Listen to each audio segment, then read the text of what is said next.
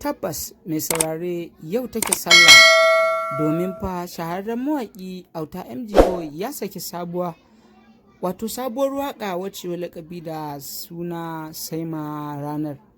Saima ranar waƙa ce wacce ta samu abubuwan ban mamaki, aka zuba kalamai na mahimmanci da kuma na soyayya wanda in kai masoyi ne zai maka amfani, domin ko kai ba masoyi ba ne sai ya maka amfani, domin kowane ɓangare Auta MG ya ɗauko ya saka a cikin wannan waƙa tasa ta saima ranar.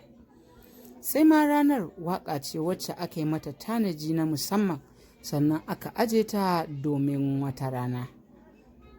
Wannan ranar ban sani ba gobe ce, jibi ce, gata ce, to Auta dai ya ce saima ranar.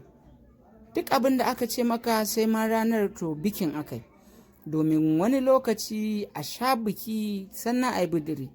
Saboda kama saurare kada ku manta, idan wannan shine farkon kasancewarku a tashar mu, ku daure ku danna mana subscribing, sannan ku danna mana alaman ƙararrawa, yanda da zarar mun ɗora manhajar mu za ta iske ku a duk inda kuke a faɗin duniya ba tare da ɓata lokaci ba. Masu sauraron mu ala kulli halin, wannan tasha ta mai suna yaren Hausa ta ɗau jimirin muku dukkanin shirye-shirye game da fitattun mawaƙa da kuma labarai akan mawaƙa, sannan da waƙoƙin fitattun mawaƙa waɗanda suke zamani a wannan lokaci.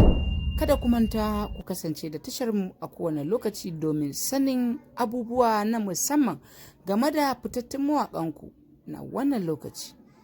To mai saurare sai ma ranar ka saurari bayaninta, domin haka kada kai ƙasa a gwiwa domin samun wannan cikakkiyar waƙa ta sai ma ranar. Za ka iya rubuta Auta MG sai ma ranar, za ka samu complete ɗin waƙar audiyonta da kuma bidiyo. Domin haka mai saurare kada kai ƙasa a gwiwa domin samun wannan rahusa. Kallo kyauta, sauraro kuma kyauta a wannan channel, amma fa mai saurare kada kai ƙasa a gwiwa domin samu. Kada ka manta, idan bidiyon ya burge ka, ka daure ka danna mana like a cikinsa, sannan ka daure kai mana sharing domin ƙara mana ƙwarin gwiwa da karsashi wajen kawo muku shirye-shiryenmu a kan kari.